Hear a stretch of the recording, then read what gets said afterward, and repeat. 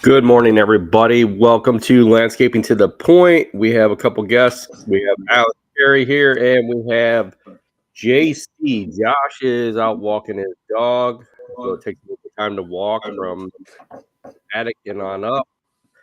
JC, we got a problem with mics again. With what? Your mic all the time, dude. Oh, all right. We'll give it a second here, but we're live, guys. It is Sunday morning. We got a great topic to talk about. Thank you, Alex, for joining us. It's going to be a fun one. I think this topic is going to go to everybody and anybody. Let's see how JC's mic's working. Is it working, Mike? I don't know. You're always a techno guy. I think that's what you late. are. It's happening late. Let me log off. I'll come right back on. All right. So, Alex, how you doing, buddy? How's it Good. going? How are you, Scott? Good. How's the whole island of Rhode Island working? It's 12, but tonight we're supposed to get a pretty good storm. All rain, no snow, but I think they said like 2 inches of rain tonight and like another inch or so in the morning and 60-mile-an-hour wind gusts. So, jeez, yeah, we had some heavy wind yesterday over here, like 40 to 60. So, but no rain. It was calm all week long, and then yesterday the wind kind of picked up and didn't really play in our favor. We were trying to blow down a hill, and the wind's coming up it, but hey, you get it done, you know? Yeah. So did you get it done? Was it a big job?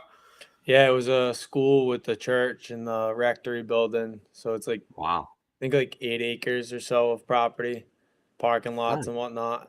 So, well, that probably didn't take you long with the stand up and all the backpacks. Well, the only problem is with the stand on, I was trying to blow it off the hill, and then I looked down and there's cars, and they weren't too happy. So we had to park that. And, you know, we went back just to blow them off. Hopefully, it wasn't like dirt or anything, right? Well, it's like a 50-foot drop off, and it's only like probably like 10-foot difference. Okay. In that area, so kind of just goes right off, and you know, we leave the truck in the road and just start vacuuming them. So that's the perfect way to do it. I know you got that vac system, so how does that really work? I mean, does it work really good with you guys over there? I love it. We haven't really had any problems with that one. The Skag vac that we have, that thing is a nightmare. It does not like the wet leaves. I don't know if it's the hose, because when we first got it, it was fine, and then we changed the hose out, and it was supposedly the same hose that we got from the dealer, but I don't believe it is. It just kinks up too much. The Monster vac is awesome. We got the impeller piece in it. We put the new one in this year with it looks like a jack-o'-lantern teeth on it. And nice. I mean, I think it's like a 5-to-1 reduction. Okay. So we can fill the truck, and when we dump the truck, sometimes the load is actually stuck in the box because it's so packed in there. But right. That whole setup is it's awesome because you can use it for your own stuff, and then you get a call while you're out doing a big cleanup. The guys are starting to clean around the edge. You just run up the street, go grab $150 in 10 minutes, and yeah, why not? I mean, that probably saves so much time to suck it up. Yeah. And I mean, I know us too, and they're willing to pay it because they're like, the bags are getting expensive. It's like $1 a bag now. They're like, oh, I could fill 100 bags. Like, just have it vacuumed up. And we're talking landscape or drugs? We're talking about the bags for his leaf vac. He's got a leaf vac on one. I was like, we're talking the difference of it and how it works. I mean, Rhode Island's got different crack problems. Yeah, but I mean, I just think it's interesting. I mean, we don't do any vacuuming over in our area, especially during the fall. The city really does most of the stuff for us. All the cities do around our area. So literally the fall is where you try to get as many leaves out for the city to do. And it's interesting because literally a couple of places we've been there 3 times already in like a month, and none of the leaves have been picked up. So it's like, it's just the wind blowing all the leaves back. Yeah, they're just sitting by the curb, and we're like, okay, when are you guys going to come by and pick this stuff up? Because it's just making more of a mess for us. Like, but I mean, I guess it's a good thing because you guys just keep coming back until. Yeah, we just keep coming back until they clean them up, and you know, it just, at a certain point, the customers are like, okay, well, don't come back till spring. And you're like, but the leaves are still sitting there. The wind's going to blow half of it back on the yard, and then we're going to have to clean up more, Yeah, it it sucks in the spring when if they don't get to it fast enough. We had one year where it literally snowed and they let them sit there the whole winter, and then came in the spring and sucked them up, which was easier for us because we tried to hurry up and get out before they got over there to suck them up. But it was just like it sucked. Yeah. So wet leaves are no fun. No, they're not. Okay, we got JC's back down here. JC, you're back. Please let me know. Look at the hat. That's what I'm Yeah, talking he's got about. the hat. He Is it wore the working? hat for you. Is it working? It's working. I can see it. That's all I can see. Yeah. You're like It's a- working you're now. like a Okay, highlighter. we're good. No echo, We are right? good. All right. So we were talking about leaves and sucking up and the vax. I got one question about that, Alex. Yeah. So when you do you guys try to get all the sticks out of that, and will it cut up the sticks, or will it get stuck up in the propeller? That's what I'm wondering. If I'm not standing next to the vacuum, what goes through it? I mean, Will it suck a dog up? There you go. Will it suck up a tiny it'll dog? take a brick. Thing will A take brick? a Holy nugget crap. like A that whole off entire with some brick. loose It'll. blow, yeah. I've watched the guys vacuuming along a cobblestone that wasn't actually like set in, and the stone went in, and I ran to the vac to try to kill it as fast as possible. I mean, that thing is. Yeah, it'll suck up your dog, JC. Yeah, it'll just suck that up. Wow. That's what I always was worried about. Like, Like bigger sticks, we try not to put through it, but a lot of the small stuff, I don't waste the time trying to separate it. I tell the people when we do a curbside that we won't take the sticks, but like if it's the stuff that we're blowing to the street, put it through and get on to the next one. That's interesting. Yeah. I always thought it was interesting. Very is. So JC brought the dog over there. So we're talking about training mode today. There's two different types of training mode we're talking about. We're going to talk about business training mode, and we're going to also talk about training mode for dogs. I know we all have dogs here. I'm having this new dog. It's only like 4 months old. Got it at the expo. I'm going through training to kind of get it away from. It's literally taking my little kitten's head and trying to like suck it down its throat. So trying to get it away from that, and all the fighting it does with the other dog. So, but it's funny. I don't know what kind of tips you guys got. I got it on a leash all the time, walking around the house. It's staying by me most of the time. So it's one of those things that I kind of learned a little bit from going to a training thing with the other dog 8 years ago. But you guys got any training tips, or you got any issues you're having with training your dogs? I know Josh has got an 8-month-old. Yeah, you got a big boy, 8-month-old. No, I mean, I think right now mine's just kind of in that teenage stage where he's testing his boundaries right now. So like, Right. My wife, my daughters will go to grab him to put him in the cage, and he'll give that, and it's like, like reinforced training at the same time Right. too. Like he's got to know his boundaries and steps. But since day one, even my wife was really good with the training where it was like, all right, open the door to go out. He sits there and waits for the command. So it's sit, treat, wait, give the code, you can go. That way, when we open the door, when someone comes in, he's not jumping. Now, I don't do like dog parks or anything like that. So the biggest thing is like when he does see other dogs, he tends to lose his shit, especially when he sees bigger dogs and he wants to play. So that's bit by bit. I'm going to start introducing him to like friends' dogs and stuff because I don't want him to be too crazy when he does interact with them and kind of be like that weird dog where people are like, let's get out of here. This guy's fucking weird. Right. I mean, I took him to Lowe's with me yesterday, and he was fine in Lowe's until the lady came by to check all the materials, and she was scanning it, and then he went nuts. He was barking like crazy. He wanted him, to get at her, and I'm like, dude, you got to relax. Like, you try to distract him. So like the thing with mine, right? So like my dog has, dog ADD, but he's got Ronnie in him, so he has that real bad ADD where it's like no matter what he's doing. And a lot of the time it's just a distraction. So like we go to Home Depot all the time. That's the one place I like bringing him because you can go in and no one really bothers him, but he gets distracted and he'll catch someone will catch his eye. It's sit, treat, take the attention away from that thing. And that seems to work a little bit. I'll have to try that out. Yeah.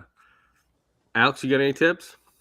Well, I have a pit bull, and when I first got him, he was pretty like he was almost pound ridden. He was kind of an asshole. If you tried to take a bone from him, he bit me on the first time, and then I actually got a trainer who deals with like a lot of like state police dogs and like big breeded fighting style dogs. Right. And he was actually in Massachusetts, so it was a ride to go up there.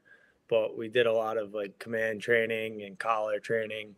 So he's trained on the like the choker chain collar, Yeah. Right. and I have a thick Kevlar leash that he walks on, and then Nice. he's also trained with the Dogtra, the electric collar, and it's like you can give him just a vibrate, a full shock, or if he's like going to bite somebody, I can knock him out with that. So is that on like a little tag that you can key fob or whatever? No, it's like a full blown thick Collar. collar, and it's got like two prongs that go like right at their throat, and they don't hurt them, but if Right. you press the button, it's electricity. If Right. you grabbed it at full volt, you're gonna know it. You're gonna feel it, yeah. Yeah. I grab it at like Back a little bit. 20 to test to make sure that it's on, and I'm like, ooh, yeah. Yeah. So It's he's been, not like it's not like getting tased though, right? no. I mean, It I think won't. For them, yeah. I hit him Right. at 80. He when he was young, he charged at my girlfriend's mother, and I was like, I don't know what his intent was, and I hit him with it, and he did a backflip.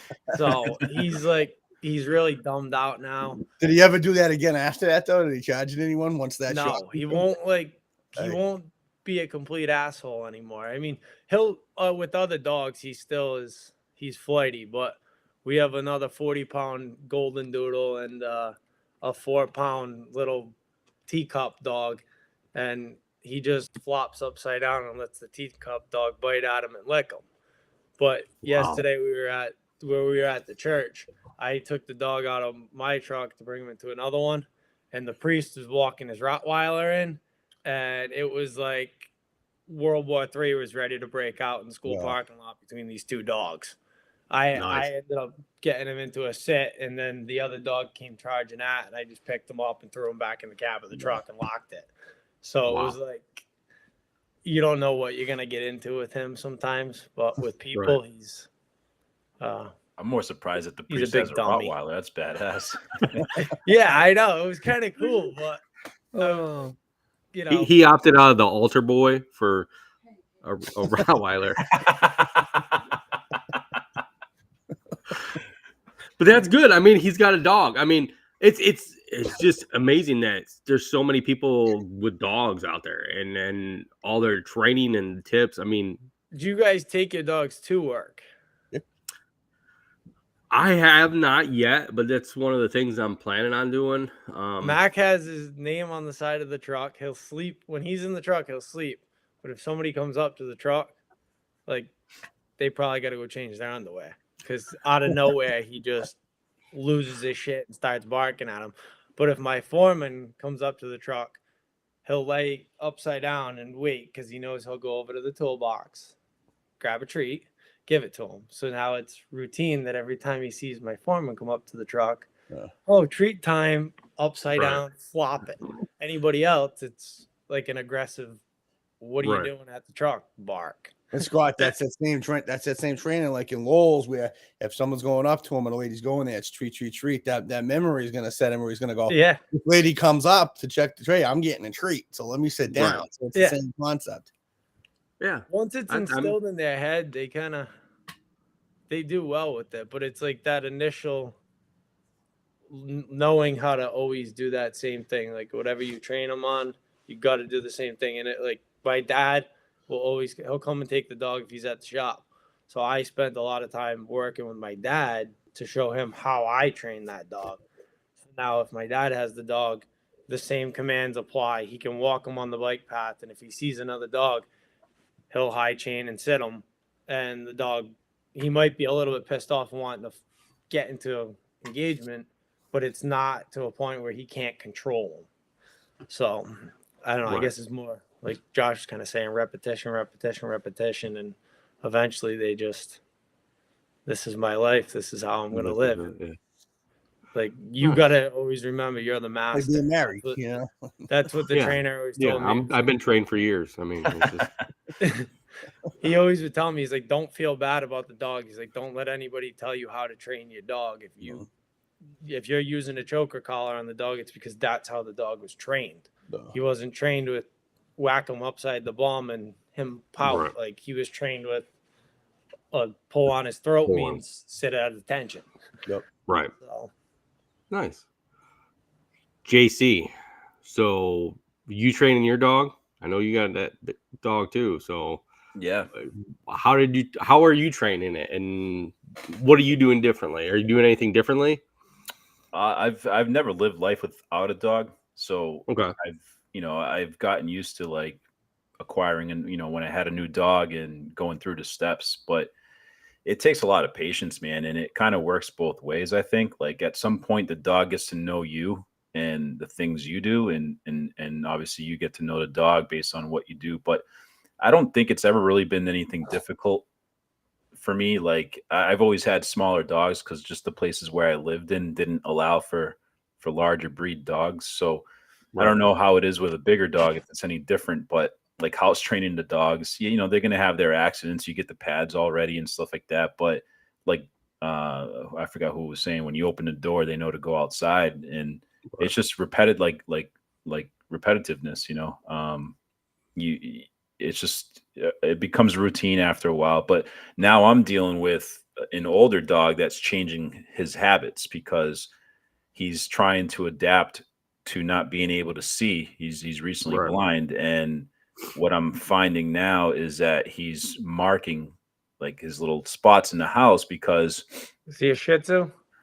he's a Chihuahua Corgi? Pomeranian mix. Okay. But he's spotting in the house, and at first I thought he was just because he's old, but I found out that he's doing it to recognize where he was in the house, to navigate through the house so that he could, he knows which room he's in. So that's tough because I have to now stay on top of him and take him outside more often, and just kind of, but for the most part, yeah, he's been getting a little more aggressive just because of that change. So usually he's always been pretty cool with people and strangers. He's never been good with other dogs because he's never had interaction with other dogs. That's one thing that I wish I could have done, and just had him get used to other dogs. Now that he can't see, if someone reaches in the car, because he usually goes for rides with me, someone reaches in the car, he'll try to bite their hand because it's an unfamiliar hand. But if he was able to see, I don't think he would do that. But yeah, the training is, anybody who's new to being a dog owner, like it's frustrating, if you're not used to it, it's frustrating. Like it takes so long. And then after like so much failure, one day your dog's going to listen to you.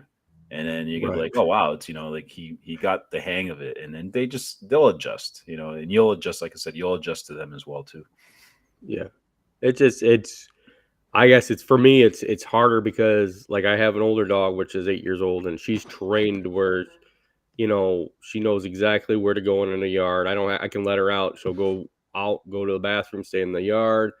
Most of my property is not fenced in, so she knows exactly where to go. She sticks so far around, but she's kind of like what you were saying, JC, your dog's getting blind. So mine's getting kind of that same way and not being able to hear as much.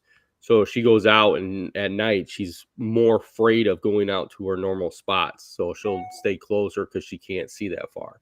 And so, they play back and forth, but she's totally trained. And it's the whole point of like starting with a puppy all over again and trying to train it when you already have one that's trained, and the puppy wants to play with the older one. And you're like, okay, well, that older one knows exactly where to go.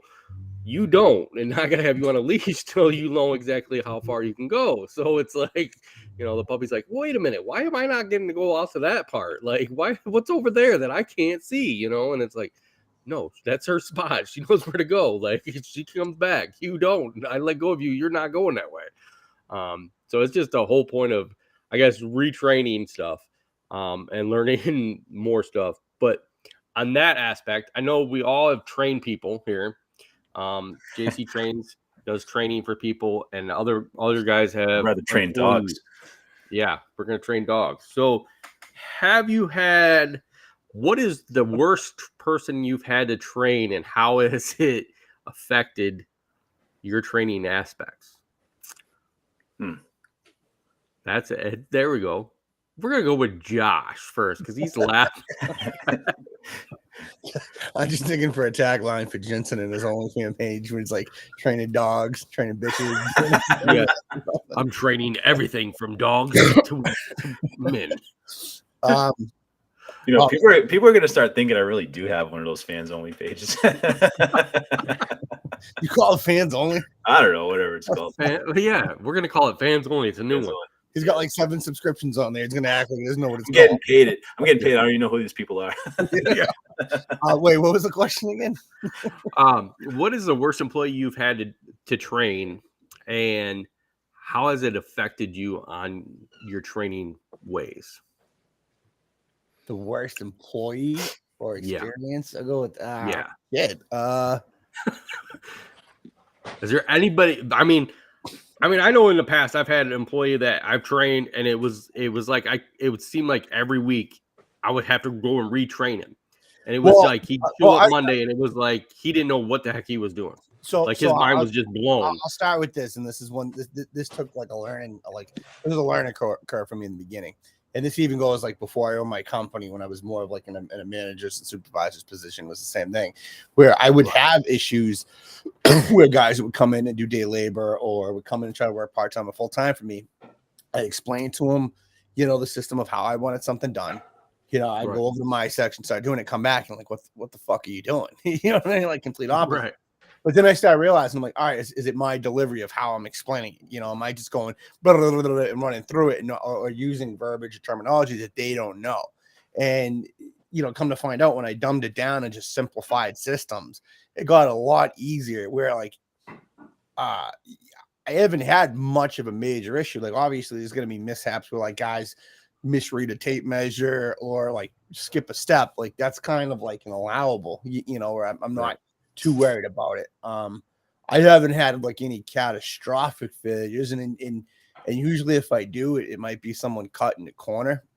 But I mean, I had the same issue with my main foreman right now when he took on his first commercial job a couple of years ago and managed it. And I pulled up and no one was doing shit, and he's furious. He's slinging an axe, a pickaxe, like breaking some shit up, and you can see it's out of aggression. And I go up to the crew and, why aren't you guys doing anything? And like, well, we really don't know what he wants. Like he's kind of heeing on and yelling, and who the fuck wants to approach this guy when he's swinging a grub hoe, fucking breaking up concrete and asphalt, So I go up to him and it came down to the thing where it's like, dude, you kind of have to like not even articulate, but just dumb it down for guys what you want them to do and just don't overload people. I mean, it's not rocket science what we do at the end of the day, like digging a hole and measuring it out. But I can't say that I've had, like, I'm even thinking back to, my mechanical days, and I don't have like a super story of like a failure of someone. Usually, I mean, I circle back around up to how the instructions being delivered and who it's coming from too. Right. Yeah. So sorry. So have you? Here's a bonus question for that for any of you guys. Do you have any written processes of how they should be trained? On the specific task at hand? Yeah. I mean, I know of companies that write it down to where they actually, when you get hired in, you're like, okay, I'm going to go lay pavers. So this is how I want you to lay it. And then you tell them like, okay, this is how I want you to do it. But it's always written down to where they can see that, to where they can say, okay, I can go back to doing that. No, I mean, I can't say I do that because I mean, I still have many services across the board with like I don't have specific guys for specific tasks. I don't just have one guy that just lays pavers. Usually it's an assortment of everybody kind of pitching in. If it gets to that point, yeah, I mean, you'd have your handbook, you'd add it into a handbook, but more or less it's just, dude, it's a system and process of fucking how you lay pavers. It's ICPI specs. That's really what we go by. And I mean, that's pretty across the board. I mean, you can't mess it up too bad, unless you're really not listening. So, right. That's from me at least. That's for you. Okay. Alex, you've had any bad employees that you've changed the way you've had to train them?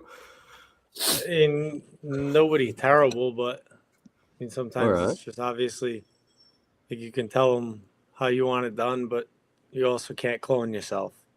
No, So it's one of those things you can never get yourself perfect, and make that person the way you want them to be the actual right way. Um, I mean, I've gone through many of employees, and everyone does everything differently, and it's I guess you kind of look at them sometimes and say, well, this is the way I want it done, but let's see how you do it, and see if they can do it the same way or kind of get close to what you're doing and just give them tips. I mean, I look at it more of like, if they know what they're doing, um it's more of like, okay, how do you doing it? What can tips I can give you? Like if you're mowing and you're mowing it and you're doing it right and you're doing the circles, but you're circling it to where it's shooting the grass into the beds. It's like, hey, shoot the grass out of the beds. yeah, That way we don't have to blow it back out. Like you're making more of a mess, but here's a good tip that can save some time. That's it's more about that. I look at it. yeah, I kind of do the same thing. Like if we get a new guy that's gonna start off doing weed whacking or something like that, I'm like, oh, I know how to weed whack. Right. Tell me how you do it, and Right. then you can kind of see, okay, well, you're edging towards the door. Let's, like you said, let's flip that around, come the opposite way, so the rocks are going towards the lawn, not towards the $3,000 glass door that Right. you're not gonna pay for if it gets broken. Right. Right. But I'm gonna.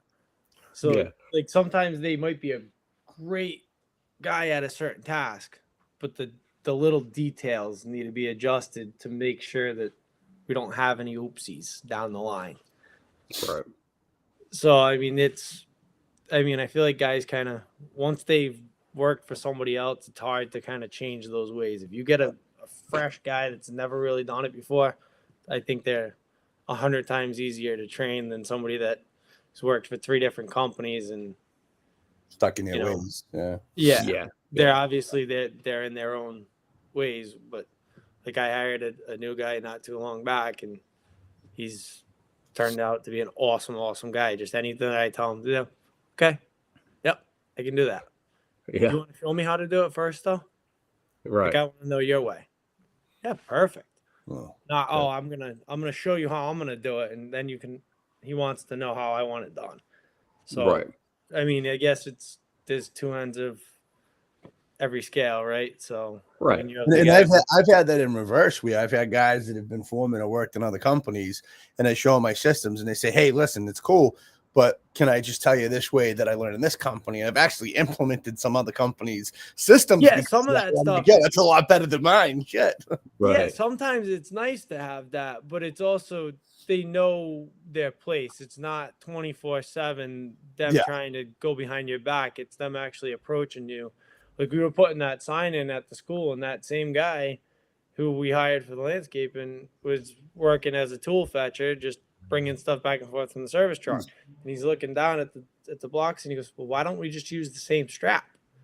And me and the other guy who was working with me, who's been doing excavation for 50 something years, he goes, "Yeah, you're a genius for that."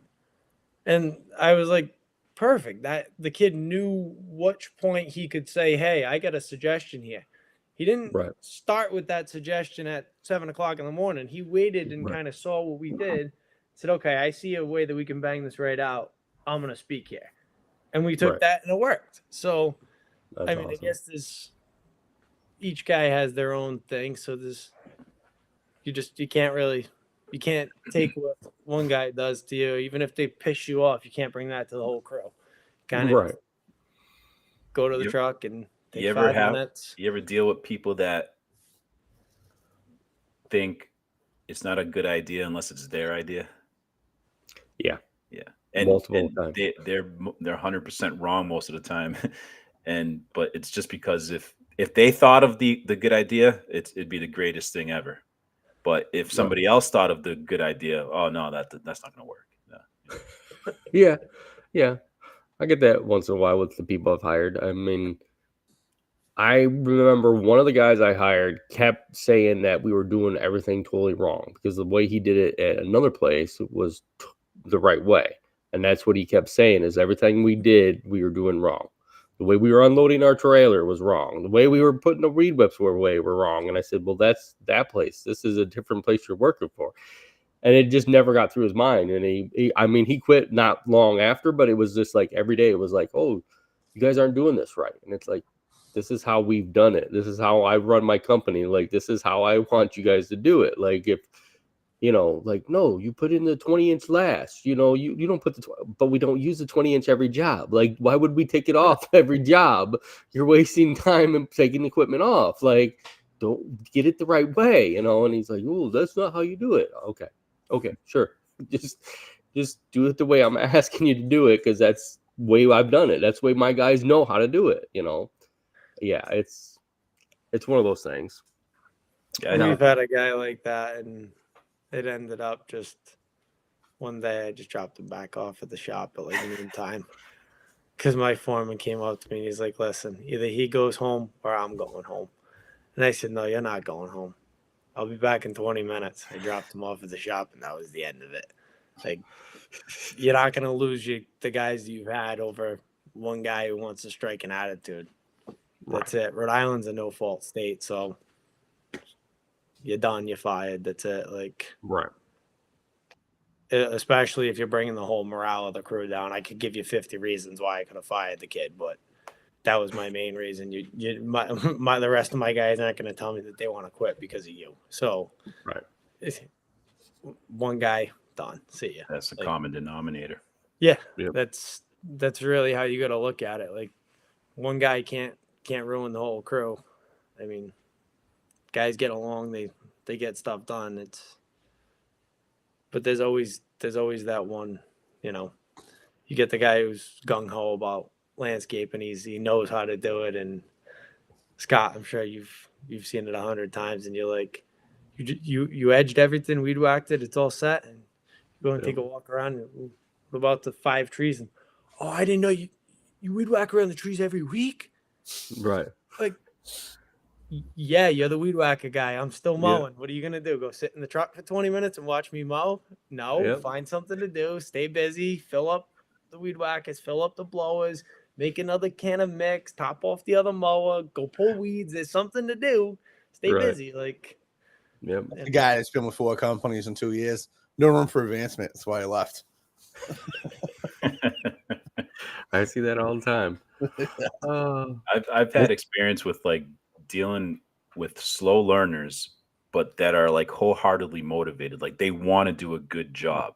And it's tough because like it's challenging when you're trying to teach them, because you like a dog, you have to have patience, right? And sometimes, like Josh was saying, like it might be the manner in which you're explaining something that's not conveying correctly to them, and you have to kind of bring it down to a level where they could understand. And then one thing that I found was, if I notice, like, you have to be self-reflective. You have to notice that if what you're doing isn't working, then maybe try pairing that person up with somebody else, or one of your better guys. And I've always found that when you put someone who's really slow to kind of process things and learn things, you put them with one of your better guys, then they're going to increase their level of productivity and understanding. And then sometimes I've even put slow learners with other slow learners so that they could both together solve their problems. And it doesn't always work, because sometimes one guy just kicks back and doesn't do anything while the other guy is trying to figure it out.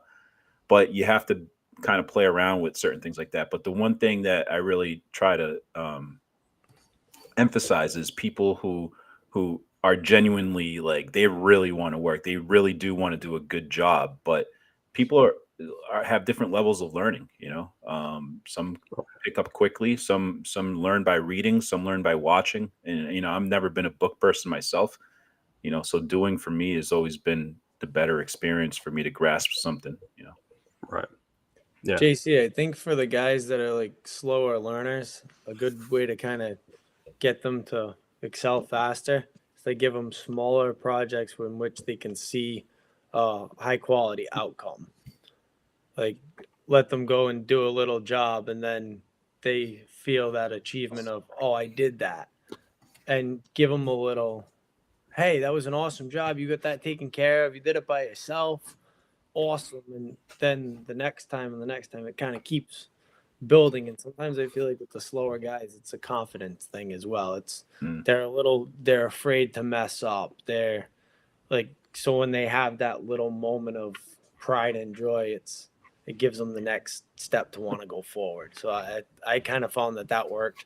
We have a couple of guys that work with us on and off, not full time, but that are a little bit slow learners at the landscaping, and the little tasks have seemed to pan out really well for them and being little achievements along the way. Yeah, I think there's always a good way to train people, and there's always everybody can learn. I think there's people out there that they come to me and say they got experience, and and I've had this before, is where a guy came to me. He said he had 4 years experience, and I said, okay, cool. And literally we get him out to the truck, and we're getting ready to load up for the morning, because I used to take people and hire them, at a Panera or like, Starbucks. So that way they didn't know what kind of equipment we used. And they come in for the first day, and they'd be like, and this guy was like, yeah, I got tons of experience. And we open the truck, the shop up, and I'm like, okay, guys, let's load up. And he's like, what's this? And he's looking at the mower, like, and he's like, what kind of mower is this? You guys don't have 20 inches? How do I start it? Yeah, we got a 20-inch, but these are bigger mowers. I think, we do like 20 some jobs a day. You said you worked for a company doing this stuff. Well, yeah, but we only had 20 inches. And then you're like, okay, well, here, I'm going to have you weed whip. Well, how do you start this thing? Because, and you're like, wait a minute, you said you had experience. Do you not have experience? Hello, and then, Mr. George. That's right. Yeah. It was like, okay. And then it was like, it was later that day. Too much money. And he's like, I don't know, because he came from Arizona. So I'm like thinking, okay, this guy's been out in the heat. It was a hotter day. And he's like, I'm just not feeling good, man. It's too hot out here. And I'm like, you used to live in Arizona, correct? Well, yeah. And I'm like, this is probably nothing compared to where you were from, like, right? Well, yeah. And I'm like, how do you, I didn't bring enough water. And I'm like, okay, there's a hose there. We can fill up water. Like, what, what's the deal? Like, first you say you knew all the equipment. You don't know any of the equipment. You never used really anything but a 20-inch. Like, come on, like, it's, but I mean, he was willing to start learning, and that was a good thing. And that's sometimes what you want, is somebody that wants to learn. But it was just odd that, you get that person that's like, I got experience, and then they don't have the experience. And you're like, okay, sure you do. I'll say, like, the dumb it down approach. Like, I've taken that almost across everybody that I've had in my company, where it's like, I don't know you. You don't know me. I don't really know your skill level. So I'm going to approach it like you don't know shit. 15 years experience, you don't know shit. And I think a lot of the time, like the example of the guy with the weed whacker, right? A lot of guys are embarrassed to ask questions, especially if you didn't grow up in like a blue collar industry. You don't know you're gonna get your balls busted, or you heard it. It comes with the territory. But a lot of guys are afraid to ask questions and look like they don't know what they're talking about, because it's like, oh, well, you don't know, so you know what, now you're gonna go to the back of the line, you're gonna be the guy that's sweeping up the dog shit in the yard or cleaning off the mowers. You're not gonna get that opportunity, and those guys get stuck there. So I feel like and especially with snow with me, right, my biggest thing is I treat everybody like they don't know what they're doing. Like, it's day one, you've never touched the machine, you've never touched the shovel. This is how you shovel, this is why you go to the right side every time, this is how you spread salt. And guys like, fucking do this every year. I'm like, yeah, I know, but this way, nothing's changed every fucking year. It's the same system. Every single person learns the same way. Oh, I know how to run a snow ready. Yeah. But you know what? We're going to show you. We're going to go through the processes of how we do it. When you dumb it down, that way, if there's any stupid question, which not really anything is a stupid question. I mean, I was that kid growing up in the trades where, like, the old timers would tell me to go fucking get coffee or screw because I was asking too many questions. Right. But I was always that guy. Why do you do that? Well, why do you play it like that? But why? But why? And they'd be like, kid, shut the fuck up. Like, go away. But I feel like people don't ask enough questions anymore. And that's the biggest problem. Assuming they go, I don't want to ask fucking Alex again how to start the weed whacker, because he's going to be like, dude, what the fuck? See you later. Get out of here. You know, that's not always the case. I'd rather have someone ask me 15 times than try to do something and fuck up. Right. Well, I mean, sometimes you can get in a hurry. And so you forget like how to start it sometimes, especially if you're newer and you don't know exactly what you're doing.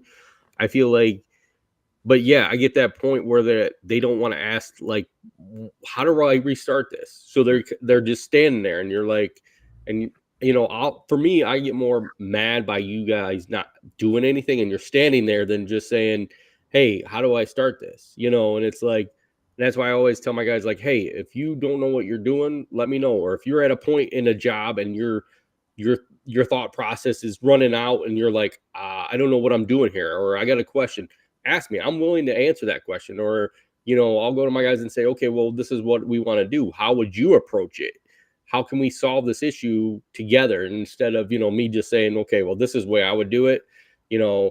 Like we're putting up a fence now. And then one guy's like, well, you're putting the poles the runners the wrong way. And I said, no, this is the way I want the fence to go. So this is the way I'm putting the pole. So this one pole has to come in 3 inches instead of being out 3 inches. So it's just a point of saying this is the way it should be. But if you think it's different, let's see how it would look the other way, and see if we can, solve it either way, which way it should be. And I think that sometimes you have to take your employees and say that no question is a dumb question, really. I mean, unless you're asking, well, what time is potty time and what time you got to go eat lunch? I mean, that's kind of a dumb question because it's whenever we can get to it. But, I think it's more of ask the question. It's going to get answered. I'm not going to get pissed because you asked me like, oh, I can't start this mower. What's wrong with this mower? Sometimes it's going to be one of those things jump like on one of these union sites where you go start the mower. Not my job. Yeah. I'll ride it, but I won't start it. Yeah, right. Yeah, I'll put on it. I'll move it over there, but I'm not starting it up. Yeah, it's just I guess you gotta teach them how to do it, and then come back to them and say, hey, if you need help, I'll help you. I think that's one of the good way of training them and just continuously working with them, because everybody, like I said, sometimes you get them days that you're like dumbfounded and just like or you're tired and you're like, I don't know what I'm doing today. Like what am I gonna do today? And you need that extra help, and you gotta say, hey, what do I do here? What am I doing here? Like which way do you want to do it? Because it's like every job is different. Every time we go to a job, it's different. You're going to cut it a different way. You're going to cut it a different angle. Some of the big subdivisions we cut differently every week because it's like, hey, we're going to start back here because this is going on, or we're going to start up here because this is going on. You're not always starting in the same position that you are. So it's like, it's good to, my guys will come out and say, hey, how are we doing this today? Which way do you want to go about this? How do you, do you want to do the houses? Do you want to do the common areas first? Do you want to start in the middle, do the islands? How do you want to do it? Which way do you want to turn, angle you want to go? How do you want to edge first? You want to weed whip? There's all different ways, but it's about asking and, also approaching your employees and saying, hey, what's your thoughts on this? And if you don't have employees, you still should have systems and processes built in your company, even if you're solo, because at some point you may take on an employee, and it's a lot easier to explain how you've repetitively done things over the course of 2, 3, 4, 5 years to the guy coming in, and then that falls to the next guy and the next guy, and then you update those SOPs as they go. It's good to have it. It's good practice for yourself. It's like when you wake up in the morning, you make your bed, you brush your teeth, you go to the bathroom, you take the dog out, like that. Hey, wait a minute, you're going wrong. I don't do that way. Oh, whatever. Play with your butt. I don't know. Fucking. His dog makes the coffee. He trained his dog how to do it. Right. Come on. But have it like I did a podcast years ago about this. Is like even when you're solo, like how you cut a branch, you work from the furthest point away back to your truck, small stuff like that to just explain to a guy that's coming on. It's a lot easier to sit there and hold hands. But having those systems going, so when you have 4, 5, 6 guys working for you, those SOPs all follow and nothing changes and simplify. Yeah. That's important too for like the customer, right? Because they know your routine and they know how you do things as well too. So when somebody comes in brand new and changes things up, it's like, what the hell happened? But that in Right. writing up your contract and your agreement, your SOPs could be right there. How you can in detail how you're going to do the work. You know, you're doing a tree job Right. in the back. You're going to work on the way back. Two guys will hand walk it out to a chipper, blah blah blah, on the street. So and then you kind of just follow with guide. I mean, don't overdo it. Like guys sell these forms that are like intricate and like you need a degree to read. It's like, dude, just dumb it down and simplify it. You know. Right. So, JC, now that you work by yourself, do you have processes in your place for in case you ever decided? I know you might not ever have employees, but what if you decided to have employees? Do you know how you would train them? Yeah, because I almost have to look at myself as training An employee. myself. Yeah, I Right. do because a lot of it comes down to like the way I handle my inventory, of which isn't a lot, but I try to stay organized with keeping supplies. So if I were to have somebody else come in, you know, they'd be having to make sure that they have what they need, right? The way I load the truck, the way I do my mowing past the route that I go, and just like certain things with different properties that are like different from one another. But yeah, I mean, it's not anything crazy or advanced. It's just more of a routine that I've acquired throughout the years.